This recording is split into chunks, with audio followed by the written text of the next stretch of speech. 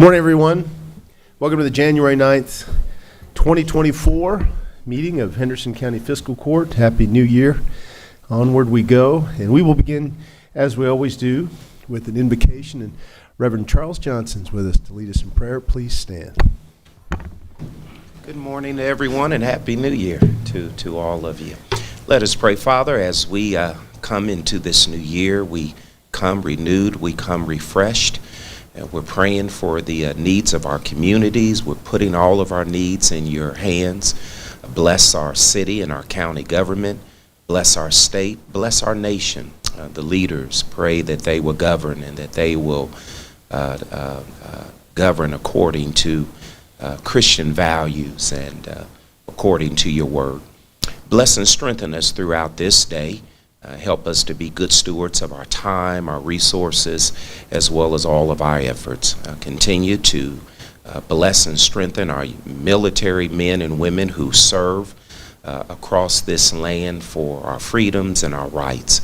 And bless us as a people as we continue to promote the spirit of love and unity throughout our nation. We ask all these things in Jesus' name. Amen. Please join me in the Pledge of Allegiance. I pledge allegiance to the flag of the United States of America and to the republic for which it stands, one nation, under God, indivisible, with liberty and justice for all. Thank you, Reverend, as always. Mr. Clerk, would you please call the roll? Magistrate Starks? Here. Magistrate Berry? Here. Magistrate Putman? Here. Magistrate Tompkins? Here. Magistrate Southern? Here. Gentlemen, you have before you in your packet the minutes of the December 19th, 2023 Fiscal Court meeting. After a period of review, I'll entertain a motion to approve those. Move to approve. Second. We have a motion and a second. Any additions, corrections, clarifications? Hearing none, all those in favor say aye. Aye. Any opposed? We will be back in our rhythm with our Judges Scholars, and we are honored to have with us the Judges Scholar from South Middle School this year, Mr. Scotty Mays, and I would ask Scott to join me in front of the podium.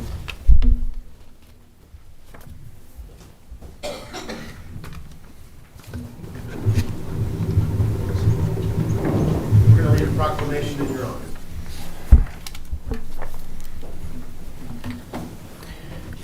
Whereas Scotty Mays has been chosen by South Middle School to be recipient of the Judges Scholar Award for exceptional efforts in both academics and school activities.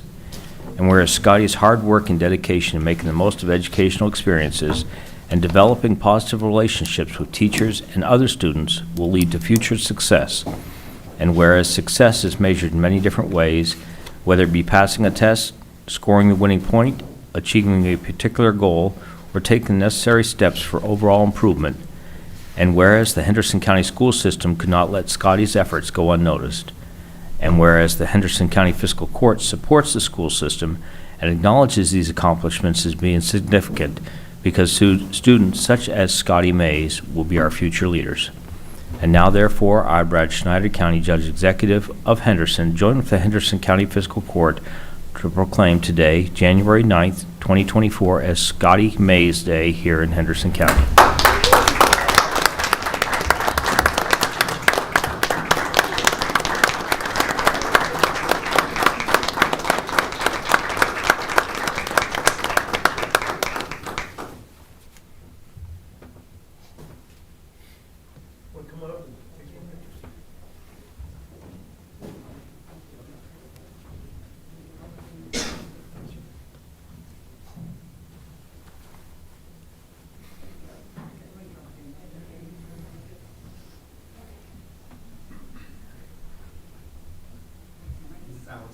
There we go.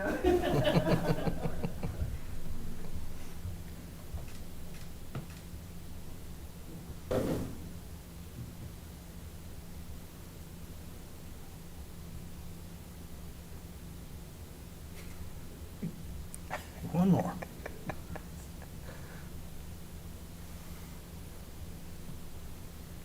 All right.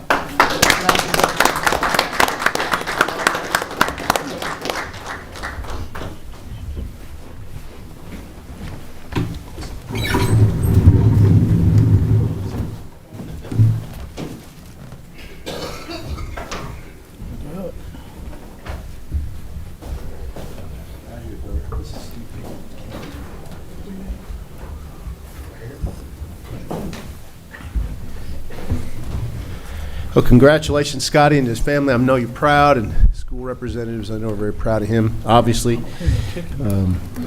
Today's your day, Scotty, and as punishment, you get to listen to the rest of this meeting, some of which will be really interesting, and others, I must say, may not be, but it's, as Steve Goldbobbin says, not always exciting, but always important. So, congratulations. Now, this next item is absolutely exciting, and it's a little different for a fiscal court meeting, but I hope you bear with me because I thought it was worthy of our attention and in a very public setting. So, a few weeks back, we were approached by Mr.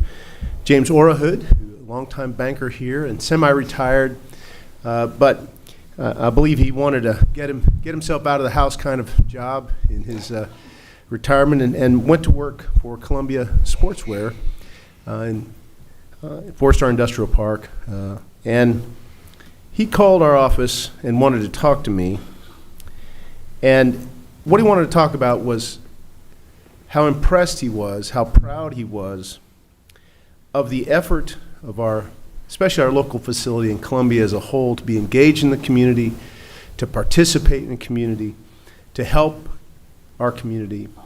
And if I'm going to allow you to speak to Mr. Orahood, so if I'm kind of paraphrasing here, correct me later, but he was just really struck and very proud to work for such a company, and wanted to do something special to recognize in his own way our friends and family at Columbia.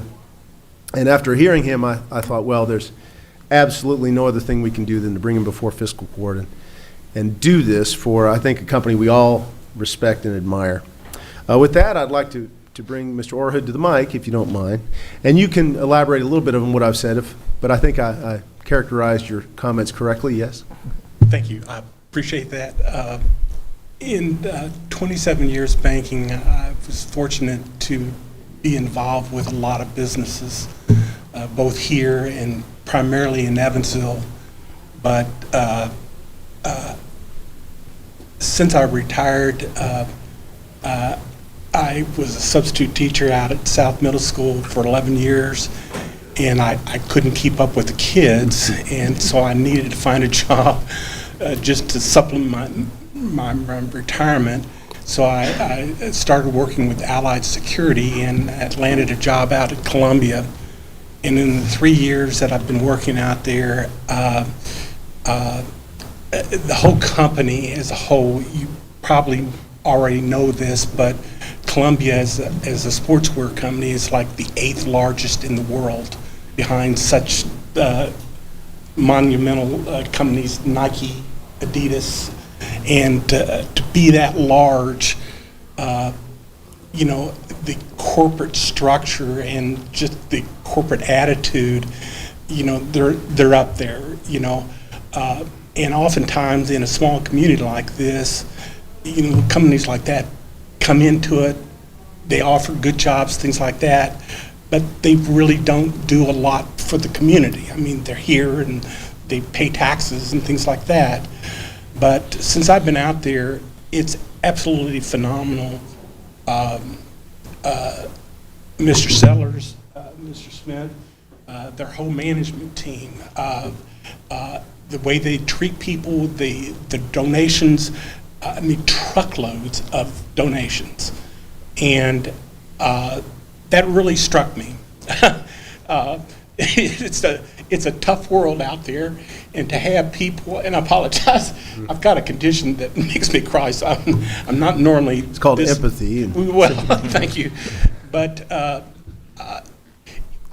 would you see that passed down through the entire organization, the way they treat their employees, the way they treat people, their donation, it's, I thought, well worth being recognized. So back in July, I have several hobbies, and this award is one of my hobbies, and I started making it, and it started out just as a small little statue, and it ended up as this.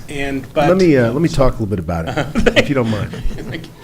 I feel like we should call this the James Orhood Memorial Award. But Mr. Orhood's very talented, and this is not your normal plaque, as you can see. He wanted to do something special for the leadership at Columbia and the whole team to show his appreciation. And so I invited Matt Sellers and Chris Smith, who helped lead the plant, the distribution center at 4-Star, and Maggie Collier, who's a local representative. I'm glad you're here today, too. So what we're about to show you, if you don't mind me saying, Mr. Orhood, is something that is from his heart, and it's so unique and unusual for somebody to bring this kind of request to my office that I just couldn't help but think we needed to do this here in this meeting. So I'd like Matt Sellers and Chris Smith to come up to the podium. And I'm going to allow Mr. Orhood to unveil this. And afterwards, if you want to check it out, feel free. But on behalf of Mr. Orhood and with the full compliments of Fiscal Court, on behalf of your community service and the spirit at which you operate in our community, I think Mr. Orhood has something he'd like to present to you. Oh, wow. Yeah, beautiful. So this is, I think what can be described as a diorama that is on steroids, and it depicts, I think, Columbia's spirit, Wow. its business, and the most important thing I think it depicts is his appreciation, and by extension, our appreciation for everything you do. So I don't know where you're going to display that, but it needs to be under glass somewhere. And again, afterwards, if it's still here after the meeting, I encourage you to look at it. And when Mr. Orhood brought it to my office to check out, I was amazed. That took a lot of time. If the sincerity of his compliment is proven by no other way, the amount of time it took to do that. No kidding. And it's got remote-controlled lights on it. Unbelievable. Unbelievable. So, That's amazing. That is neat. I'm not sure who this is going to be. so if we wouldn't mind bringing the podium back, Nick, can you help us move that back real quick? Any comments you'd like to make, it would be great, but I think the fact that we did this here in this fiscal board meeting hopefully indicates to you that we feel the same way. So, Yeah, and I'll just say, while Maggie's getting pictures, I'll just say quickly, first of all, thank you to the court for giving Mr. Orhood the platform. We always appreciate the support. Anytime I ever need anything, a couple times I've texted you and gotten a call back right away, and so I certainly appreciate the support from the fiscal court. You know, we're happy to be a good community partner and strive to be. And then, Mr. Orhood, to you, thank you so much. And I think that's people like Mr. Orhood are a reason why our organization has been able to thrive in this community. So thank you so much from the bottom of my heart. Certainly appreciate it. I'd love to put it in my office, but we'll probably find a place down front, out in the front foyer in a glass case to put it in. So thank you all. Appreciate it. Thank you. thank you. Thank you, guys. Thank you for your patience in that. I know that's not a normal function of fiscal court, but it's pretty different, pretty unique, pretty cool. I'd like to bring Charles Johnson back up. I think he has some items to brief us about upcoming Martin Luther King Day. I don't have a fancy award like that, though, Judge. Yeah, good morning to everybody. Morning, sir. To Judge and magistrates. Once again, we come and encourage you to come out and support our Martin Luther King Junior Program Day of Celebration event. Will be January the 15th at 12 o'clock p.m. This has been one of our highlights in our community as we start the new year, as we honor the King celebration and Dr. King, what he has done for this nation, what he means to this world. And we appreciate all of your support. Once again, we'll hear from the city, we'll hear from the county. Also, we'll hear from Abraham Brown, our community liaison with the Hispanic Latino population. Music will be provided by our North and South Middle School student choirs, so we're looking forward to that. And we decided to stay local because our theme focuses on community empowerment. And so Reverend Dr. Adrian M. Brooks, Senior Pastor Memorial, will be our guest speaker this year.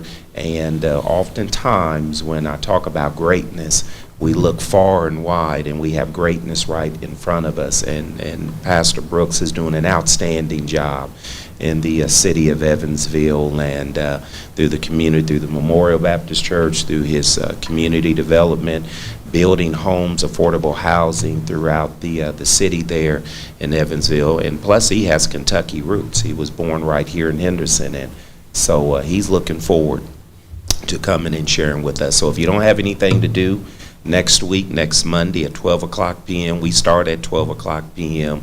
And we thank the great people at First United Methodist Church for always opening their doors to us to sponsor that. So appreciate your support, and thank you for that opportunity. Thank you. I look forward to it. It's always a good program.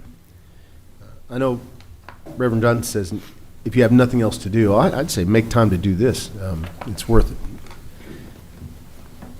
We have a couple items in your packets that involve supporting something I think that we would all hopefully agree needs support. One of them is a letter to the General Assembly urging them to support and help fund in better ways our public river ports. And of course, as a community with a river port, this is something that impacts us directly. And I bring to the court a letter that would be from me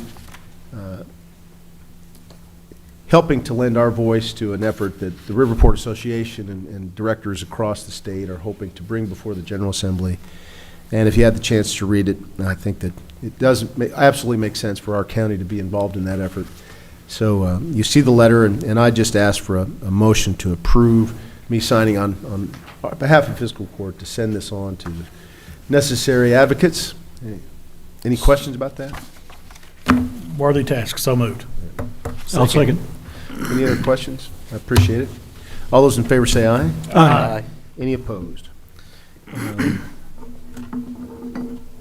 Couple appointments.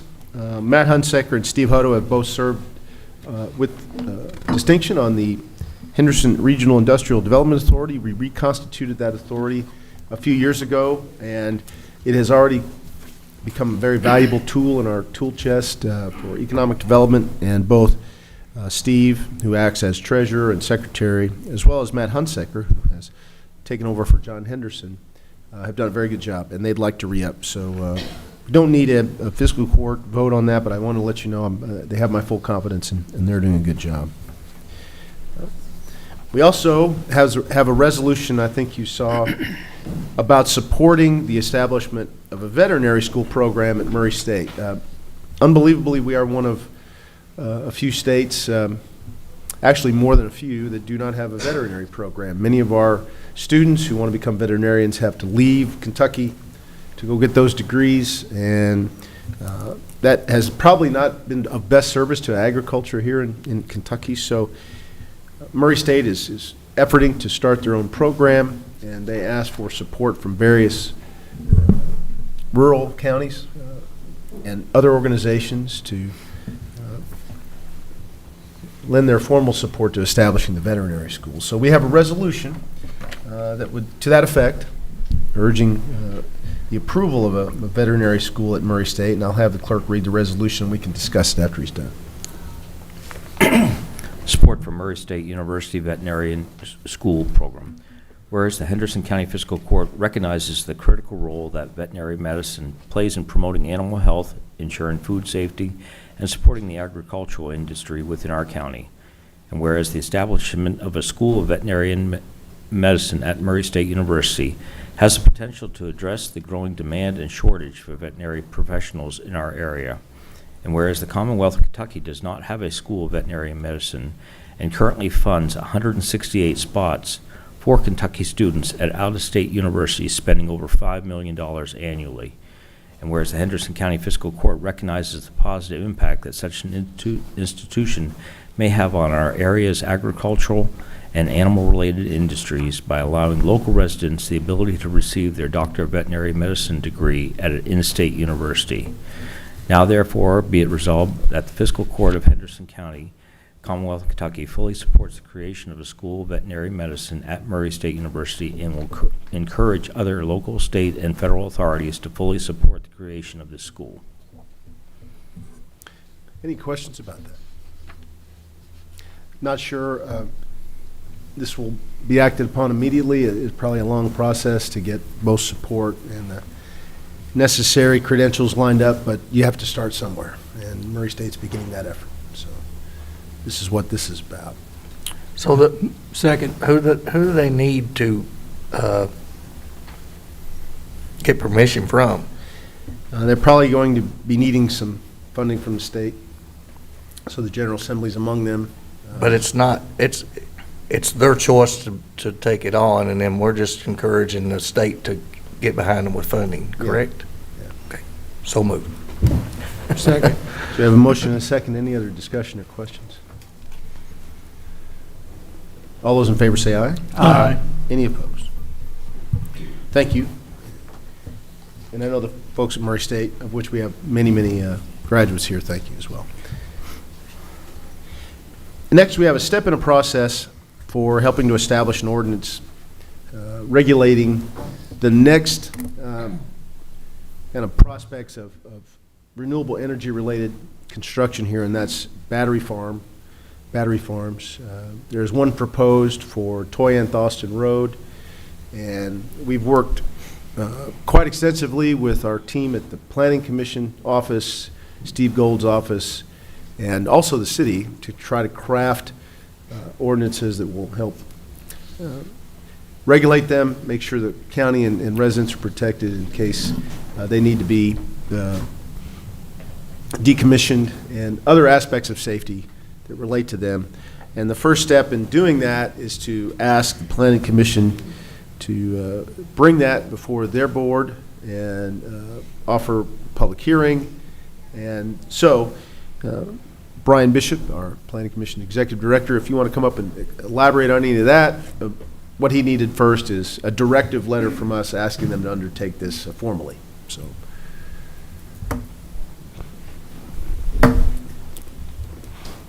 Thanks, Judge. Sorry, I don't have a fancy landscape to That's right. present. But, and happy birthday to Miss Renise Abner, too, by the way. So basically what happens is these text amendment can originate either with the Planning Commission or the Fiscal Court. We have made it our policy that it's best for that to originate with the Fiscal Court because it is your ordinance.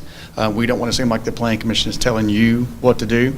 But this ordinance was worked closely with the city and the Henderson Fire Department to help us know the things that we don't know, because there's lots of things in there that address fire protection, fire spread, contamination of air, things that we just don't have expertise in.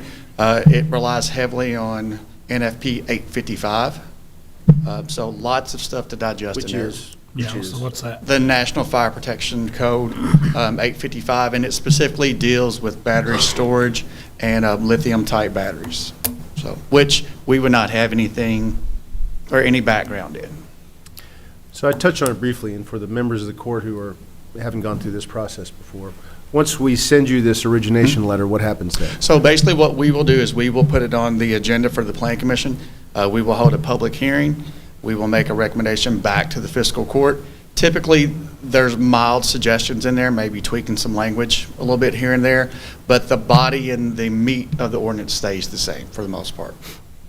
And it's not only that process that allows input both from the public and local fire experts and first responders, but part of that process is what is called site plan. Correct. And they will submit much more technically detailed aspects of the project that can be rejected or asked to be changed depending on input from various entities and the Planning Correct. Commission. And the judge makes a good point about the site plans. That's where we will have bonding associated with the project. So for the reclamation, that way when the project is over, or if it's over, If for some reason the company does not reclaim the land, we will have the funds to do that. And we are adamant about that because I'm sure some of you will remember the Green Coal Company days.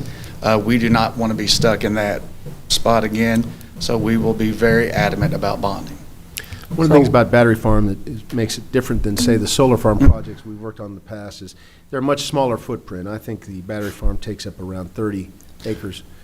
Yep, this one's roughly 34 acres, if I So- remember correctly. Not all the considerations are the same, but the battery farms are used as storage for peak demand on the grid when it's really cold in the winter, really hot in the summer. It's one way to help feed power to the grid when it's needed most. This is an emerging technology, relatively new terrain, especially for Kentucky, but it's here, and our job is to do the best we can to make sure it's safe as can be and effective, and, you know, fits within our goals for the county. So the first step here is getting an ordinance put in place. So, back to what you said, you know, it's, well, me too, it's new, Yep, and nobody's experts here because we've never seen it. correct. Are y'all reaching out to places where they are? We have. We have been working extensively with the Codes Department, with Steve, specifically Henderson Fire Department, Josh Dixon, Matt Anderson.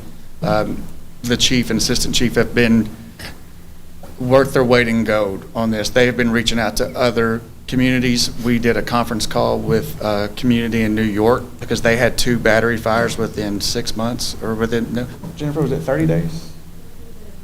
Within a month at the most. So we're talking to other communities to see what they're doing. So it's a learning process, and we're trying to learn on the fly. So Well, where's, go ahead. Go ahead. I was gonna say, sometimes that learning on the fly, so can you pump the brakes a little bit so we don't have to rush? I would love to do that. But I think that's something that would have to come from the fiscal court, not the planning commission. But my concern with that is that the battery people are coming, whether we like it or not. So it's a double-edged sword, in a sense. And this is not rushing it, because we've been talking about this for months to get it to this point. There's a long way to go still. This is just a formal step in the process, but there's a long way to go. So that we avoid rumors and things like that, where can people get a copy of the ordinance so that when they come to the planning commission meeting that they will have informed? If they would like to email myself or Ms. Marks at the Planning Commission, we'll be happy to share it. Right. But once it's on the agenda, we can share it via Facebook, via our website. Just trying to make sure everybody that lives in and around it, or anybody that has an interest to understand what's coming to our community, has the option to look at how the parameters that we're putting Yeah. in place for these people. We'd be happy to share it with the fiscal court if the judge would like to have Brent share it on the county's website as well, whatever works best. And Thank you, sir. things like notification of neighbors is encompassed in a lot of these agreements. It is. Right. So typically with something like this, site plans are not required to have public notice, meaning that they're not required to send letters to the adjacent property owners. The Planning Commission has gone above and beyond that, and we still do it just because of the emerging technology and the newness of all of this. Absolutely. So what I'll need is a motion to go ahead and send this formal request letter. Again, the ordinance is still a draft, subject to tweak, subject to public hearing. Right. Public input, and then eventually come back ultimately to us for another, determination if we so Yes, sir. desire. So So moved. Thank you. we have a motion and a second. Any other questions? All those in favor say aye. Aye. Any opposed? Okay, Scotty, now the fun stuff. We're going to bring up Nick Stallings to open bids for our 2024 various materials. And for those of you who've witnessed this, it takes a while, but we spend millions of dollars on materials, so it's important we bid this out. There are certain rules around reading all the bids, so bear with us. And Nick opens all this with a machete. No, The bid machete, yeah. no, I downgraded this time. All right, pipes are terrible. Let's do stone. Let's do stone first.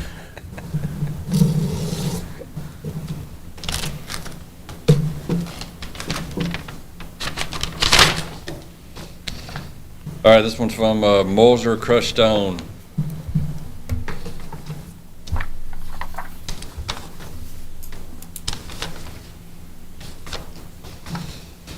Number 3 rock, $22 a ton. That's pickup at yard. 57s is $22 a ton. 68s is $26.65 a ton. 9Ms, small rock, that's $28.80 a ton. DGA is $21.50. Class 1 riprap, which they call their 10-inch, is a $28.40 a ton. Class 2 riprap, which they call their 12-inch, is $28.40 a ton. And then Class 3, which is the large cyclopene stone, they call this 18-inch, is $29.60 a ton. Fill sand is a $15.90 a ton, and the mortar sand is $19.30 a ton.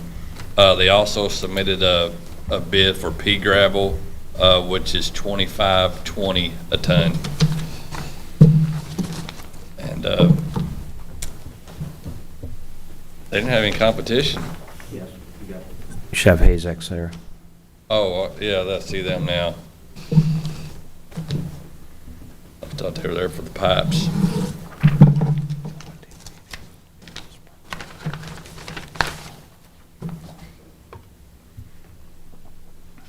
Yeah, they are there for pipe, but they got some rocks, looks like, too. They have 57s to pick up on their lot at $27.36 a ton, 9Ms for $29.96 a ton, and DGA for $23.12 a ton. That is for pickup from their facility.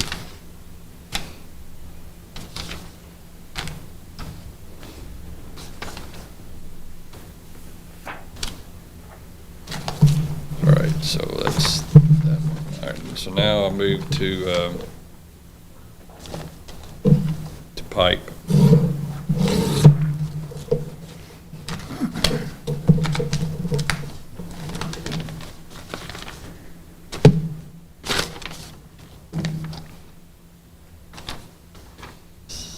Yeah, it's gonna be a long one, boys.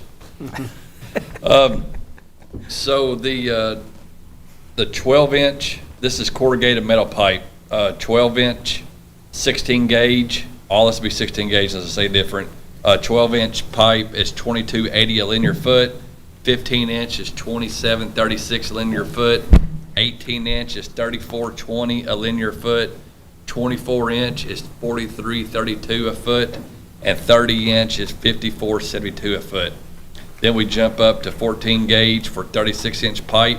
It's $82.08 a foot. 42-inch is $95.76 a foot. 48-inch is $109.44 a foot. And the 54-inch, we moved to a 12-inch gauge. Number 12 gauge is $166.44 a foot. With that, we also have arch or equivalent pipe. That is 17 by 13. It's 30.10 a foot. 21 by 15 is 37.62 a foot. 28 by 20 is 47.65 a foot. 35 by 24 is 60.19 a foot. 42.29 is 90.29 a foot. 49 by 33 is 105.34 a foot.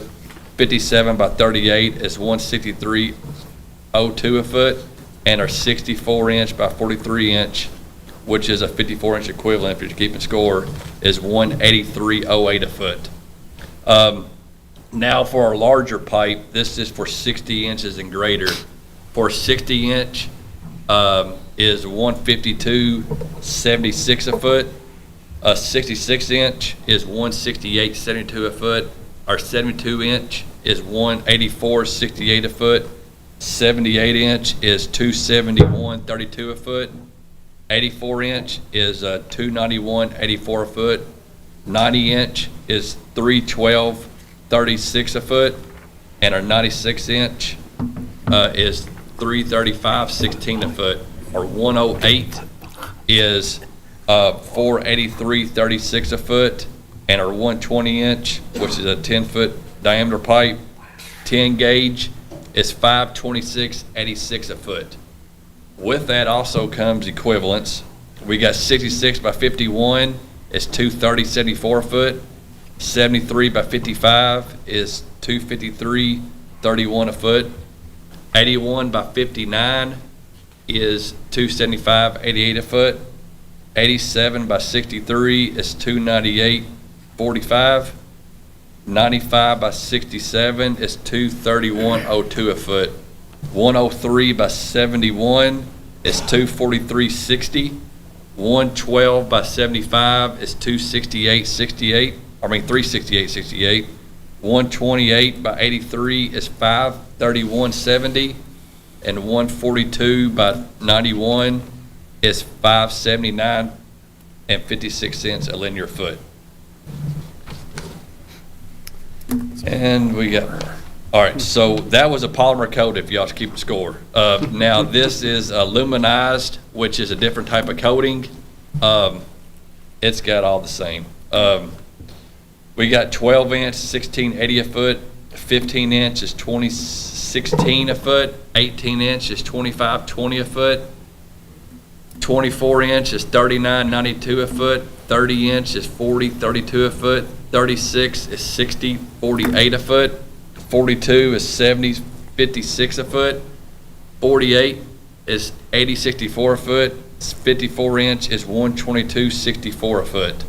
The equivalents, 17 by 13 is 2318 a foot, 21 by 15 is 2898, 28 by 20 is 3671, 35 by 24 is 4637, 42 by 29 is 6955, 49 by 33 is 8114 a foot, 57 by 38 is 12558, 64 by 43 is 14104 a foot.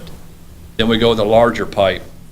60 inch is 120.60 a foot. 66 is 133.20 a foot. 72 inch is 145.80 a foot. 78 inch is 214.20 a foot. 84 inch is 213.40 a foot. 90 inch is 246.60 a foot. A 96 inch is 264.60 a foot. 108 is 381.60 a foot, and 120 is 415.95 a foot. Then we got the equivalents, which is 66 by 51 is 190.44 a foot. 73 by 55 is 209.08. 81 by 59 is 227.70. 87 by 61 is 246.34. 95 by 67 is 264.96.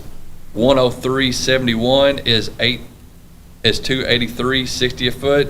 112 by 75 is 304.30. 128 by 83 is 438.84, and 142 by 90 is 478.35.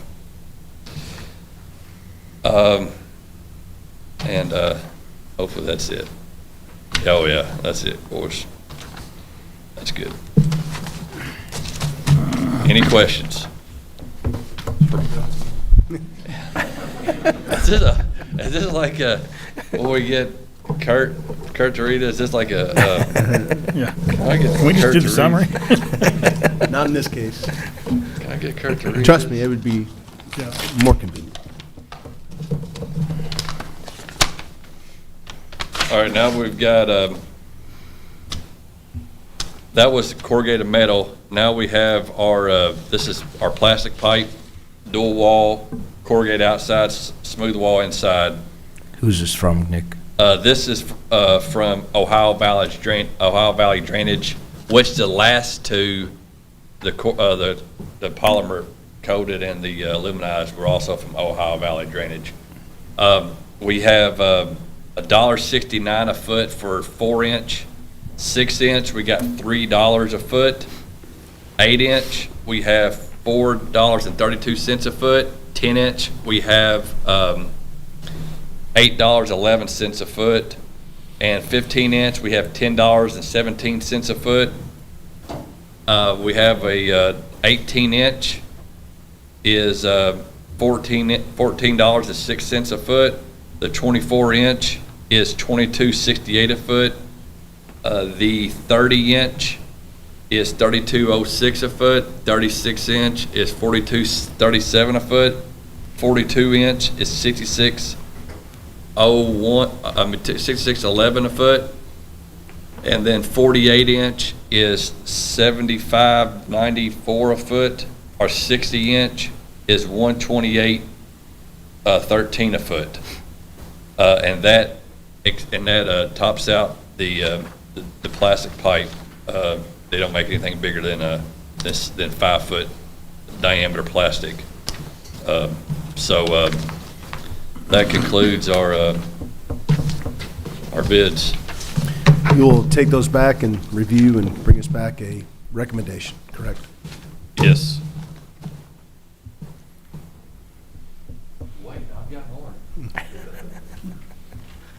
These are the bids for uniforms? These are for the uniform bids.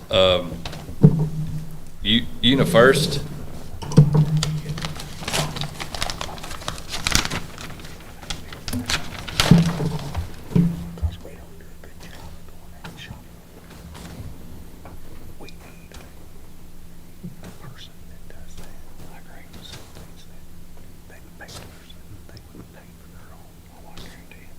We got multiple pages here, fellas. Bad. All right, so regular cut jeans is 35 cents.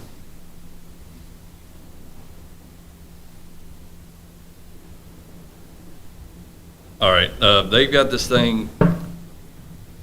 I'm going to confer to my attorney friend up there. They got this broken up yearly cost, year 1, year 2, year 3, and we've got a descending order.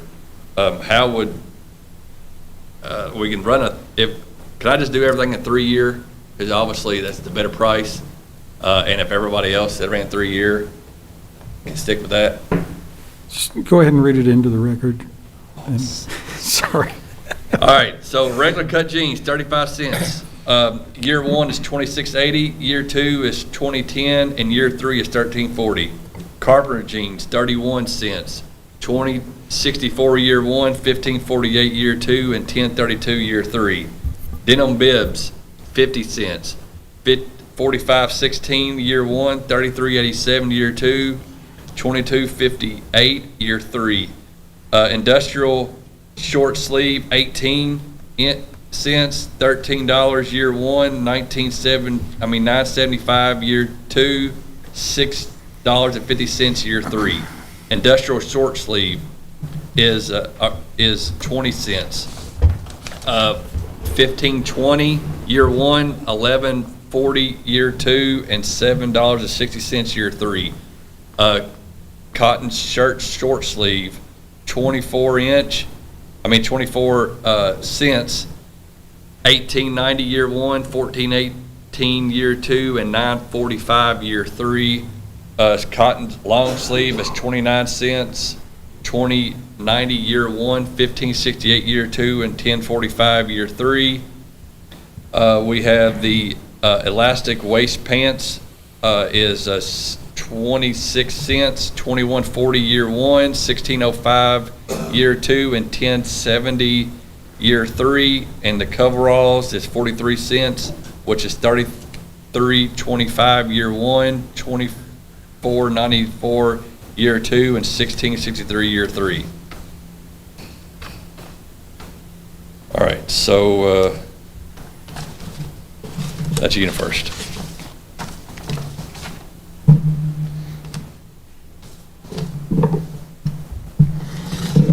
Now we got a side text.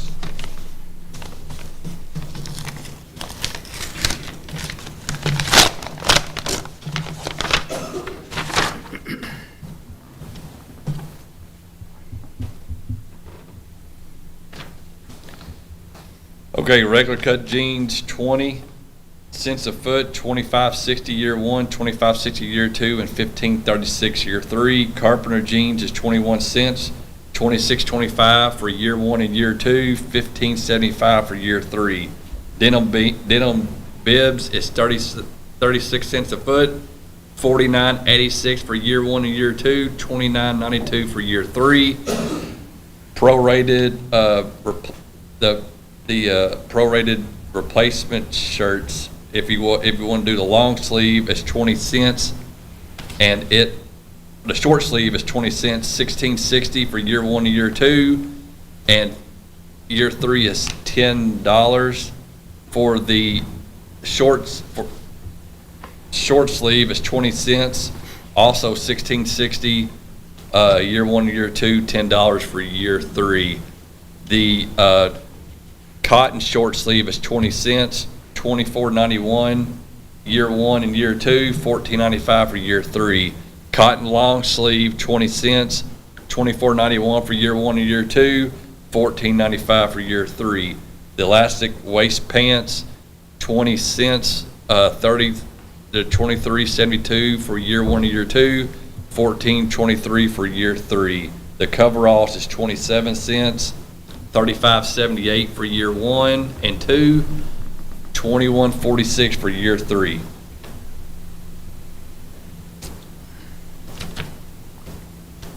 And that's it with SciTex.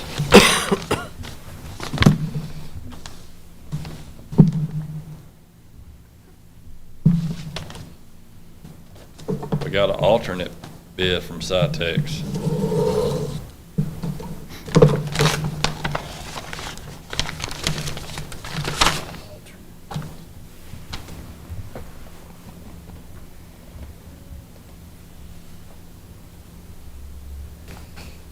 That's weird. All right, regular cut jeans, 18 cents year one, 19 cents year two, and 20 cents year three, for the same exact total as it was last one, on the last one.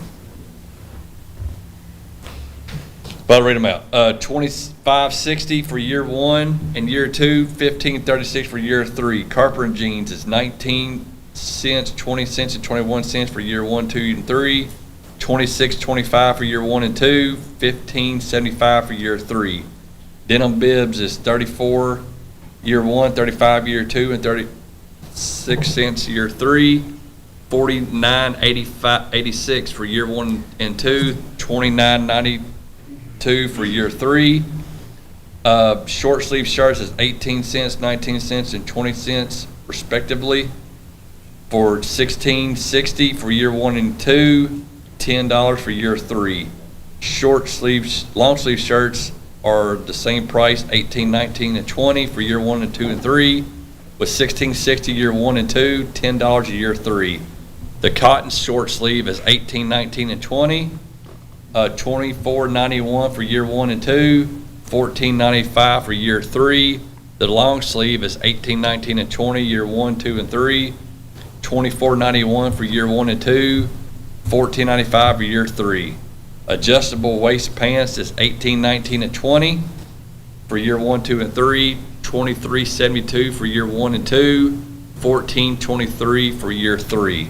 We had coveralls of 25, 26, and 27, years one, two, and three, $35.78 for year one and two, $21.46 for year three.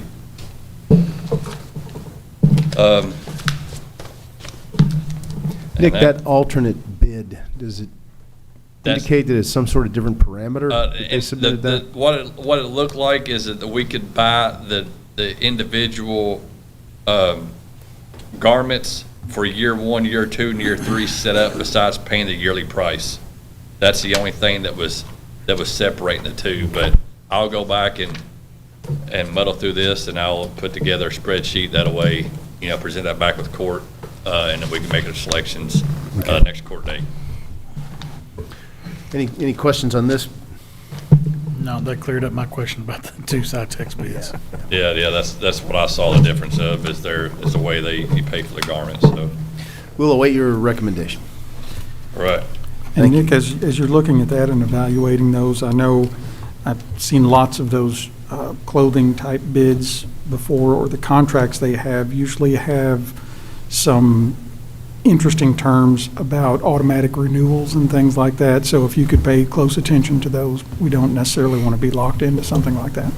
Yes, and I will put them for, if we can, go for 3 years, because that will finish out this Our court term. run, correct? That way, we don't hang anything over for the next court, and it seems to be the better pricing.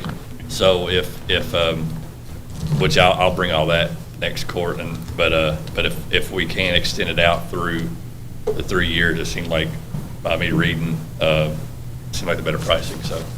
We just want to make sure it doesn't automatically renew in year 3 for another I'll 3 check- years. Yeah, I'll check that and square that away and make sure as far as replacement garments, that I don't change the prices and things too, so I'll do it. Thank you. Next, Jailer Bruce Todd. Anything you'd like to add to the quarterly report, sir?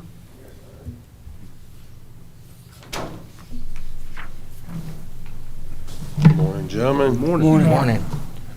Congratulations, Scotty. I know your parents and grandparents are proud of you. And you got the record report for you.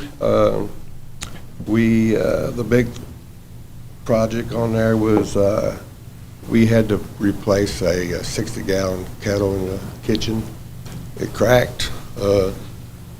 This was one that was originally put in. We replaced the other one when I was procurement officer. It cracked the same way. So we purchased a Vulcan kettle last time for $17,000. We got bids again, and this kettle here has gone up to around 26. So you know how much things have gone up, and there wasn't. It wasn't the cheapest bid, but the next one was the one that cracked. And it doesn't have a warranty on their kettle, and this one does. This one has a 10-year warranty on it, on their kettle. So we'll be going with that one to replace. And it will come out of the commissary fund. We call it our auditor, what we call the auditor, and it's, yes, we use it out of the commissary fund, so. Any questions on that, on the quarter report? Can you give us an update on the body scanner? Yes, sir. We put out our RFPs. We received 3 bids back. We opened it up yesterday with Butch Putman there and Mr. Tompkins was sick. I have. Sorry, I don't have a copy of where everybody got 5 copies. 3. Y'all can leave it at Keith's house. My head still feels like No, but I looked at it yesterday, it fell off.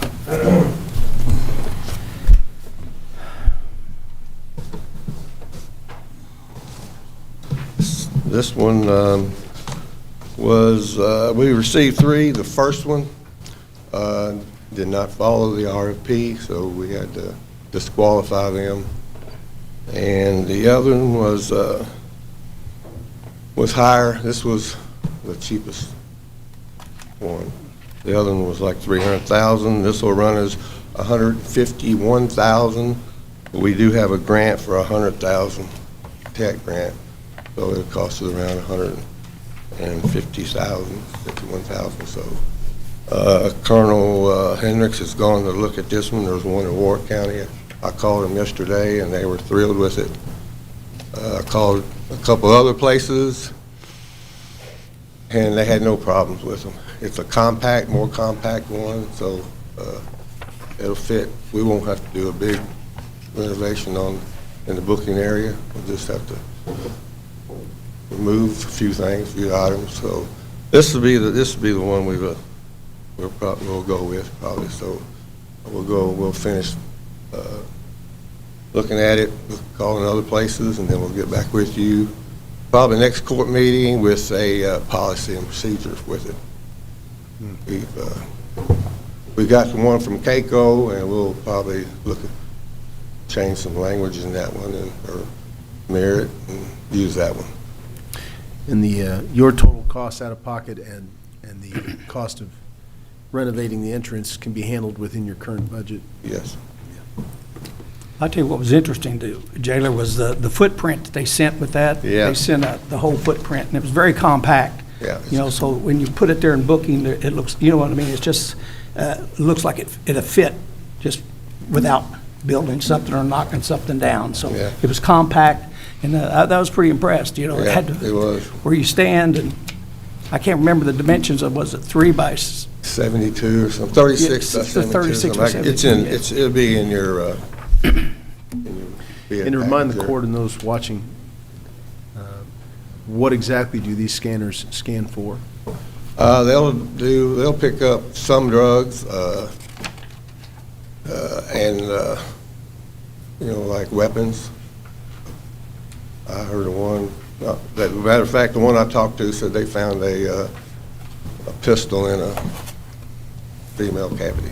So, the latest Amazing. thing. But weapons, and I would caution, because some of the jailers that I talked with said, don't get replaces on looking for drugs on there, and if you don't find any drugs, they don't have any, they don't have any drugs. So it won't catch them all, but it'll help. I mean, it's needed. So. And contraband issues still definitely a problem, Yeah. all jails? Yeah, all jail. I talked to all of them. Chairman Todd, you mentioned there was a bid that was rejected because Yeah. it was outside the RFPs. Can you just? Well, they further just didn't, course that one? they didn't give us 5 copies and some other thing, I forget what it was, but there was 2 items they didn't follow. Okay. Do you remember if their price was much? The price was compared to this one. They might have been a little cheaper, but it was compared to this one. Yeah, it was about it was in there 150 something, or Yeah, 159 maybe. Right, yeah, it was, so, I mean, this is a. We had limited copies, so you just. Yeah. Okay, so you're gonna review again and Yeah. make a recommendation? Yeah. This one here also, I thought was interesting. The colonel was talking about it. Even the medical staff could possibly use this thing for like broken bones or, isn't that what he said? Yeah, Bruce? it So can be. It's kind of multi-purpose if the staff so chose, the The medical medical team. department wants to look at, use it. And we're reviewing, and I've asked questions, and some people say it's a good question, how many times? I know an inmate or a person can be scanned 290 times out of the year. So I asked the question, if we scan one and we're suspicious, can we turn him or in another direction and scan him again? So we got people looking at that, see if that's a possibility. So this is very low. Yeah, it's very low, very low. Matter of fact, they said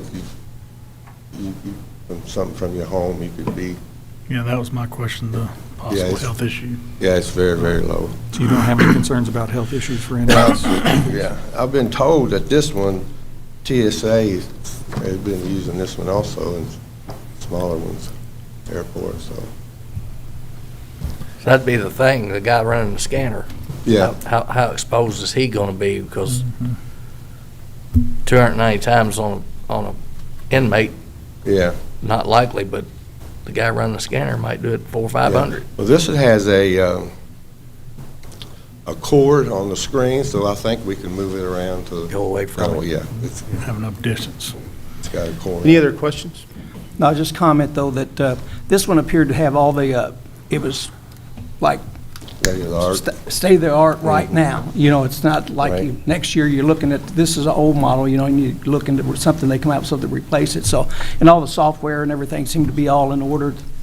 So, That was the only thing that I didn't see about, software updates and thing and ongoing maintenance and upgrades and, Yeah. firmware, software, things like that. Is that included in this deal? Some of I that's didn't in see your that packet, and also, we've asked some of the other jails, and they said that they offer, they'll call you and say there was an upgrade. he didn't know if there was a cost or not, but there is possibility of upgrades. So is there a cost for upgrades? He didn't know at the time, he didn't let me know. So I think we need a motion to accept the quarterly report. So move. Second. We have a motion and a second. Any other discussion or questions? All those in favor say aye. Aye. Any opposed? Good luck with the kettle and Yeah, the yes, body sir. scanner. Gotta have it, gotta feed them. They don't like it when they don't eat. Thank you, Bruce. Thank you, Jalen. $20,000 cooking pot. You have in your packet the normal sheriff's monthly report. No other questions about that?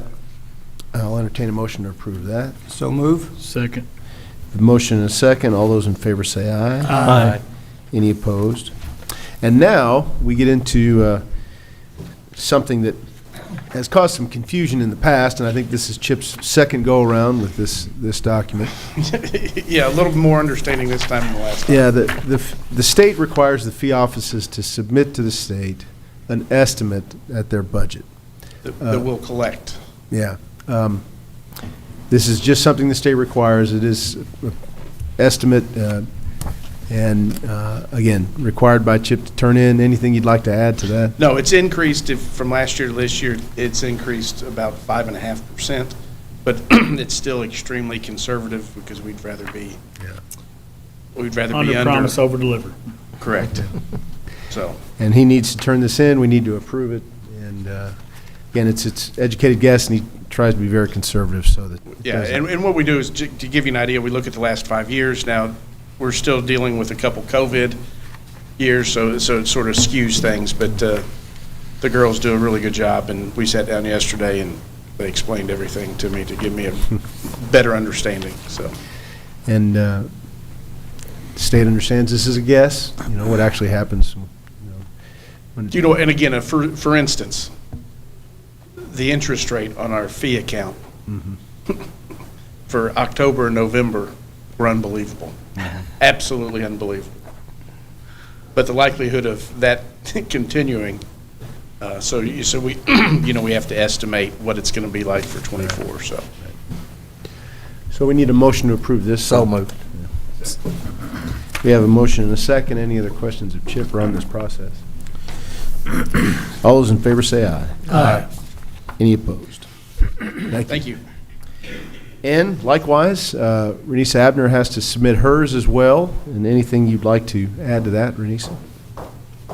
Birthday girl. Yes, I actually have the annual settlement for 2023 and the 2024 fee office budget, which is basically what Chip already talked about. We just look at what we've taken in years prior and, give it our best guess. So we do have that to submit to you today. I did want to say congrats to Columbia. Awesome job, and that's like the prettiest award I've ever seen. So congrats to them and also to you on being the student today. Get a motion to approve both the documents that Renisa submitted to us. So move. Second. Motion and a second. Again, January involves several rote things we have to do for state, and this is one of them. So. And we also opened for vehicle business today. We have the new system. There are some glitches, little bugs we're working through as we expected. And we are, one of about 35 counties in the state to hop on first. So we're going to encounter those first, but we're also able to help our citizens first. So we're working through those. We're able to help people. There's just a few things that we can't do. Like today, we can't do duplicate titles, but we are every day, the CAVIS team, the new program team, is working to help fix those little glitches. So we're being part of the proactive working through the problems. But we are able to help people. We just still ask for patience, and you may experience a little bit more time in the office than normal. So, but we're getting there. Excellent. So Renisa, it's called guinea pig. That's right, that's right. But they came to the best. That's right. Yes, thank Get that you. done. For being the tip of the spear, I know it's not easy. It's not sometimes, but we wanted to get out there and help people as quick as we can, so. In many ways, I'm getting a little worn out with being the tip of the spear on multiple fronts, but on this one, they came to the best, there's no doubt about it. Thank you. So we have a motion and a second. All those in favor say aye. Aye. Any opposed? Thank you. Mr. Gold, your report. Judge, only two checks today. Interest in the amount of $20.26 and a flow-through from the city, $458.33, bringing today's total to $478.59. And the total so far for fiscal year '24, $102,300.25. And Scotty is going to hand that to you. And I always say it's just like being adult. You get money in for a minute, and then you turn around and hand it to the government. Thank you, Scotty. Appreciate that, as always. Move to approve. Second. We have a motion and a second on the attorney's report. All those in favor say aye. Aye. Any opposed? County Treasurer has some transfers.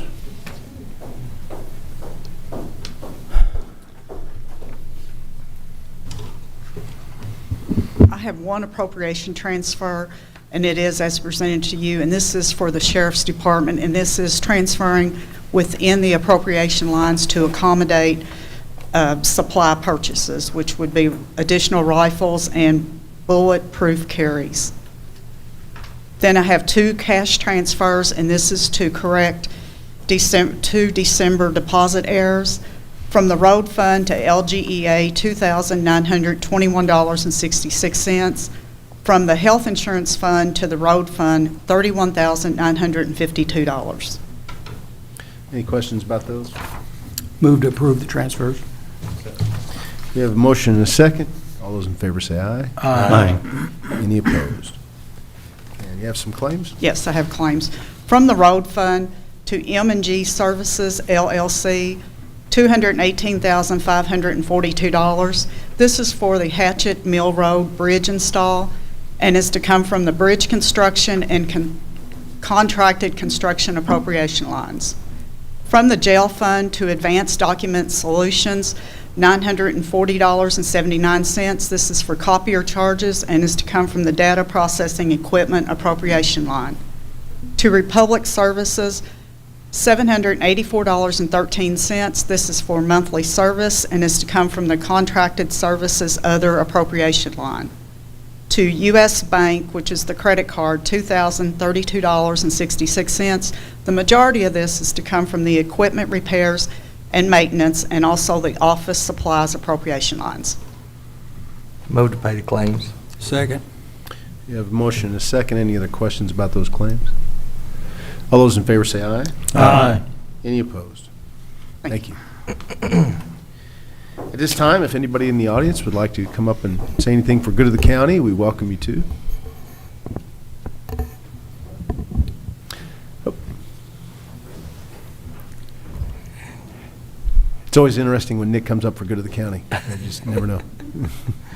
We got as y'all know, we paid the bill on Hatchet Mill Bridge. The bridge is open. It's a lot different if you go out there and take a look at it. The old bridge was a 20-foot 3-inch long, 17-foot wide bridge. The new one's 24-foot wide by 40-foot long.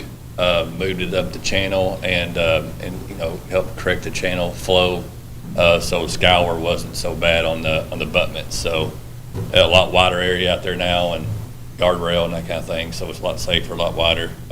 Nice bridge if I ever have a chance to get out and take a look at it. Secondly is I came in asking for bids on the containers for the recycling. We changed got that grant changed up. We actually found there is a state contract for Pro-tainers. They had a state contract out, and they have real good prices on those containers. So I've got the numbers if you all would like to hear them. If not, we're well within the grant to buy those containers. If they're well within the grant, after all the numbers we've heard, I really don't need to hear more numbers. Perfect. Good deal. Thank you all. And thank you for hunting that down. Yeah. Anybody else from the audience for good of the county? That will go around the horn, and I'll start at the other end of the aisle with Magistrate Starks. Thank you, Judge, and good morning, everyone. Thanks for being with us and staying awake during the exciting bid opening. But just want to say congratulations to Scotty. Keep up the great work. I know, as it's already been mentioned, you've got a good fan base here cheering you on and helping you, and keep that up. You've got a lot of important things about to take place in your life as you make this transition to high school here pretty soon. And trust me, this school year, now that the January's gotten here, is going to get on the fast track. So best of luck, Godspeed to you, keep up the good work. And also congratulations to Columbia and James, I never knew you were such an artist. I mean, if you take a look at that presentation, it actually includes like a representation of the Columbia River running through it, doesn't it? Could be. So, which is where Columbia gets its name. So, I just think the attention to detail is just amazing. So, glad to be a part of that. I do know that Columbia does a lot for folks all throughout the communities that they're located in, including right here in Henderson. And they follow me wherever I go because I wear their shoes, and they're quite comfy. Just also want to say happy birthday to our clerk, who does such a great job, and hope you get a little chance to celebrate today. Also, it's National Law Enforcement Day, so a big thanks to those who have worn the badge and are still out there serving us day and night. I think probably some were out last night with some of the weather, and will be again when some more weather starts to come our way. And that's the other thing I was going to just point out is be safe. We've got, it looks like, some active wintry weather about to take place, and we haven't had snow and ice to deal with for a while, so be safe out there. Also, we understand have a bit of a blood shortage going on, so if you can, maybe before the weather turns bad, go to a blood drive or go to the Red Cross office in Evansville. They definitely would appreciate it because we're running low because of the weather in some parts of the country. They've had to cancel drives, so especially the key blood types of O negative, O positive, they're running really short. So let's take care of one another when the cold weather hits. Check on folks, make sure they're staying warm enough, and that's all I've got, Judge. Thank you very much. Thank you. Magistrate Barry. Thank you, Judge. You know, the good thing going after Bill, he covers everything. It's pretty easy. Thank everybody in attendance. I want to thank Columbia, Matt Sellers and his crew there. I've known Matt since he was born and been good friends ever since. Know his whole family. So, great job, Matt. Good deal. Happy birthday, Renisa, as well. You'll hear that more, I'm sure. Scotty, you remember all those numbers? To get a free lunch, you got to remember some of those numbers. You know, the judge may be questioning you about that when you go. The thing is, if he threw out 5 right now, I'd say, yeah, you're probably right. Yeah. You know. So where are you going to lunch? I am bringing him with me to Lions Club to watch that meeting and have lunch with us, and I'm looking forward to it. I was going to say make him pay, but that's okay. They have good food. I'll pay. Yeah, they have good food. Yeah, that's true. Again, Bill covered most of my stuff. Thank you, Nick, for all your hard work, and everybody, and I think we're good in district. And thanks family, Scotty's family too. I almost forgot there for being here. I know you're proud of him. He's going to do good. So thank you, Judge. Good in District 1, I think. And glad to have you back. Thank you, sir. Thank you. Mr. Gold? Yes, definitely good to have you back. Again, happy birthday, Renisa. I've been with county government for 20 years now, and Renisa has not aged at all during that. And it's weird. She might be a vampire or something like that. I don't know what's going on. She really has not aged in that 20 years. But happy birthday. Also, I think the presentation to Columbia was great. You know, my friend Maggie, all the folks at Columbia, they're such good people, and Columbia does such great things, and they're always there for the community. Particularly from what I've observed, they always seem to be there for issues and projects that have to do with kids. You know, a few years ago, the state foster care system was doing a coat drive for kids that needed winter coats. You all stepped up. FOP was doing some things with kids, with cops and kids, and getting them coached. You all stepped up. Boys and Girls Club, you all always step up there. You're there for kids, and that's something, and all kinds of other things too. But particularly when I see you being there for kids that are in need of coats and things like that, that's such a huge deal and such a huge impact on this community. So it's very, very fitting that you all recognized as the great corporate citizens that you are. So, and Scotty, I know you've got a family that I've known for quite a while, and I know you're awful proud of them, and I know they're proud of you. I know with a great family like this, you couldn't help but turn out doing great things. And but I know they surround you and do a lot of things, and probably keep you on track every once in a while. But I know just from talking to you today, you're going to go on and do great things, and really great to have the opportunity to meet you and to recognize all the great things that you're doing. So have fun at Lions Club. There's singing involved, so yeah, believe it or not, there will be singing.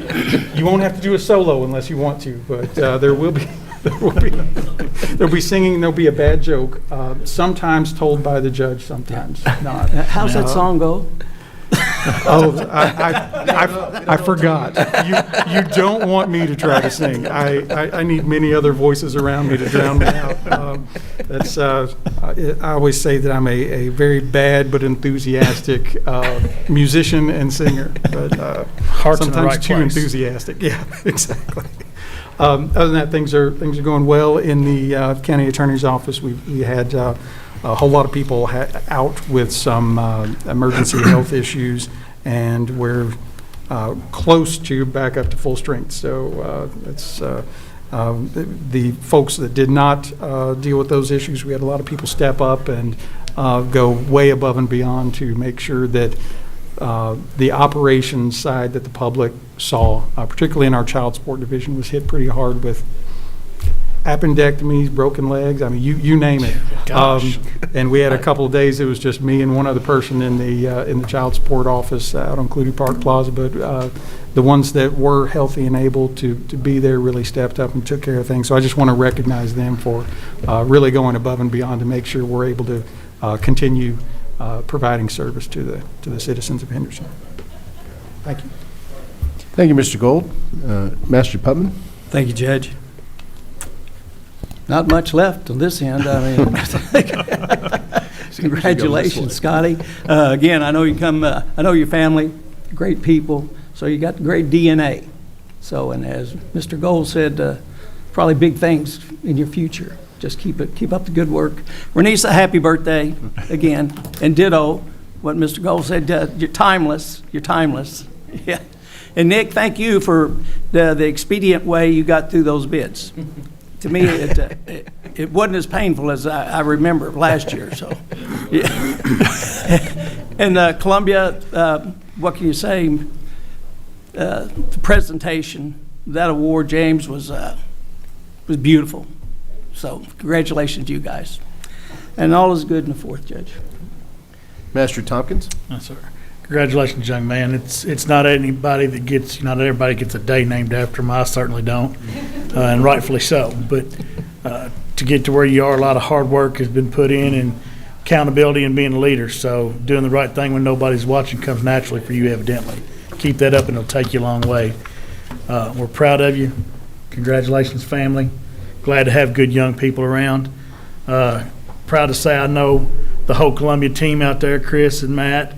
And I've seen that face many times out there. She's always friendly and smiling. And I can't say enough good things. I've been involved with the Columbia team, the recipient stuff, being in the school system and just all the different ways they contribute to this community. And it's no surprise with this leadership team they've got there. So kudos to you guys for doing it. It's well-deserved. That's amazing. I mean, I've built a lot of stuff in my day, but that's amazing. That's pretty good and well-deserved, like I said. So what a great tandem to come today, and I'm glad to have been a part of it. Moving along in a second. Thank you, Judge. And Master Southern? It's always good to go last. Congratulations. It's a big deal to get chosen from your entire school to represent them, and it says a lot about you. It does. So congratulations to y'all. To get recognized by someone in your community and be a corporation says a lot about y'all. As he said, most corporations come in and they feel like they pay their wages and that's all they need to do. And y'all are involved, and we're proud to have you in Henderson County. It's nice to have partners like y'all. And happy birthday. Was it 23? Is that right?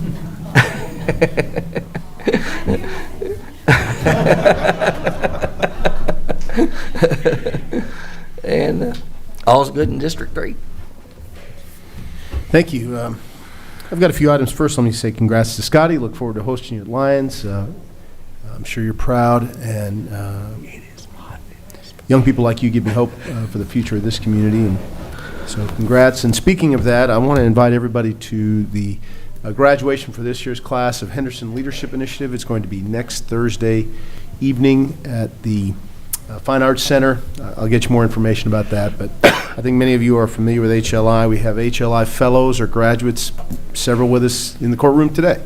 And I'm on the board and very heavily involved and also graduate of the program. And the graduation is an attempt for current classes to offer projects suggesting solutions for things in our community they identify that might need a little help, and it's always interesting to see what they come up with and what possible answers are. They don't always work out into long-term solutions, but just the exercise of getting to know our community better, identifying some challenges we have, and working with stakeholders to come up with what could potentially be a solution not only aids them in understanding the process of eventual change and improvement in our community, but occasionally leads to stuff that sticks. So please, it's free. Come on out and join us for that celebration. We'll have a reception afterwards. And we have already identified the new class for next year's Henderson Leadership Initiative, and it's a strong class. Henderson Leadership Initiative has now been going on for 16 years. None other than Mr. Steve Gold was in the very first class. And the stated goal of the founders of that program was to formally and purposefully mentor and educate and train up the next generation of leaders who would be involved in politics and civil service and other things in our community that make it what it is. And we have well over 200 HLI fellows now who are involved in all levels of government, all levels of nonprofit service, all levels of business community here and others. I am proud to be a part of it, and it really has worked the way they hoped and will continue to. And we have more and more applicants every year because of both the reputation the program has and the effectiveness of the program. So I encourage you to learn more about it and come to graduation. And there are some interesting projects that are going to be presented. So I also know that Thursday, though, is also middle of the Kentuckians for Better Transportation Conference. Some of you might be going to KBT. I am. I'm going to hustle back for the HLI graduation and then go back to Louisville for the KBT conference, and then I will be presenting a panel discussion about the I-69 Bridge project on the Friday of the conference. Looking forward to that. Record attendance set for this year, well over 450 attendees and other vendors, so it should be a big crowd, and I'll be immediately preceding the governor, which may be a good thing or a bad thing. We'll see how it goes. Columbia, I'm interested now, after the very well-deserved recognition for all your great efforts in the community, as to who might be next year's winner of the Overhood Memorial Award, and if it is say the wastewater treatment plant or animal control. I'm really looking forward to what that diorama would look like. But if this is the last one, if it's a one-off, it is absolutely appropriate, and you're quite talented, I must say, and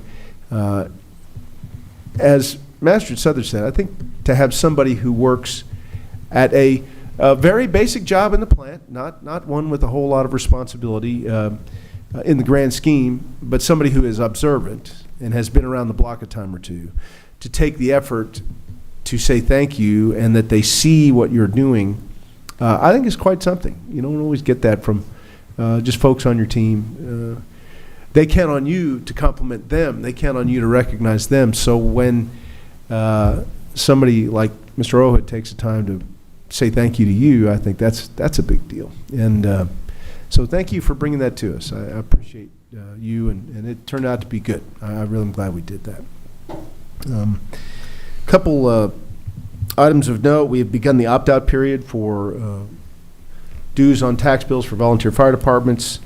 People are welcome to do that. They can come up to our office or contact our office to find out how to do that. That opt-out period lasts until the end of May.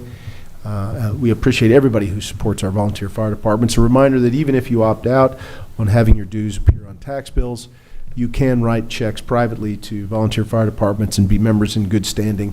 Write the check for any amount, and they appreciate that. I think the opt-out, the dues on tax bills program has been a boon, a huge boon to our volunteer fire departments, who are in as good a financial condition as they've ever been. Everything that they buy increases in cost, just like we all experience. So it's never completely good with them when it comes to buying the gear that they need, but we have helped them greatly towards that goal, and I appreciate everything they do. I want to give a special bit of appreciation and thanks to Nick Stallings. And I know we kid around a lot. He has 5 amateur civil engineers up here telling him all the time how to, and 1,000 out in the community. But we do appreciate everything you do, Nick. You've done a great job. I think this is perhaps your first full year, calendar year, as engineer, county engineer. I think that's right. And coming up on the first full fiscal year, and I couldn't be more pleased. Thank you, professional, and you have fun with yourself. Don't take yourself too seriously, obviously, which is a nice benefit because it can be a stressful job. So, thank you to and your team. Really proud of them. He's got a lot to take care of. Congratulations to JT Payne, who's going to be our next state representative. If you don't know JT, get to know him well, because he is going to be representing us in Frankfort starting next year. And I think he will be a very conscientious and thoughtful state representative. Jonathan Dixon has done a terrific job for this county in his term. He has now inherited the family farm and wants to farm and has young children, and I don't think people really understand how much time it takes going back and forth from Frankfort and doing that job, fulfilling that role, and he did it for 3 terms, I think. 2. And 2 terms, 2 full terms, and quickly established himself as a voice, strong voice for us in Frankfort. But I completely understand the challenges of doing that long term or longer term. So to have somebody that's not only young, an HLI fellow in JT Payne, somebody who really wants to go get it and is studied politics, has a better understanding of the nature of politics than I do, really. And I think he's going to be great. So congratulations to JT Payne. So I think without further ado, and asking everybody to be careful in the weather that's approaching us, and we will be watching that closely, obviously, with our Sheriff's Department, Road Department, and every other first responder we can help. As we consider that, I will entertain a motion to adjourn. So, second. We have a motion and a second. All those in favor can leave, and Scotty, we're going to go sing. So.